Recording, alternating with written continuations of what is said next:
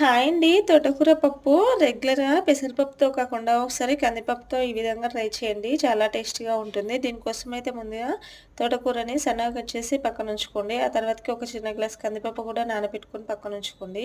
ఇప్పుడు స్టవ్ వెలిగించి కడాయి పెట్టుకొని 2 స్పూన్ల ఆయిల్ పోసుకొని ఆయిల్ వేడెక్కాక 3, 4 ఎండుమిరపకాయలు సగానికి కట్ చేసుకొని వేసుకోండి. ఆ తర్వాతకి జీలకర్ర, ఆవాలు అలాగే ఉల్లిపాయ ముక్కలు, కరివేపాకు కూడా వేసుకొని బాగా ఫ్రై చేసుకోండి. ఇప్పుడు అందులోకి ఒక 5, 6 వెల్లుల్లి రెబ్బలు కచ్చాపచ్చాగా దంచి వేసుకొని, చిటికెడంత పసుపు వేసుకొని బాగా కలుపుకొని, ముందుగా నానబెట్టుకున్న కందిపప్పు వేసుకొని 2, 3 నిమిషాలు మూత పెట్టుకొని మగ్గించుకోండి.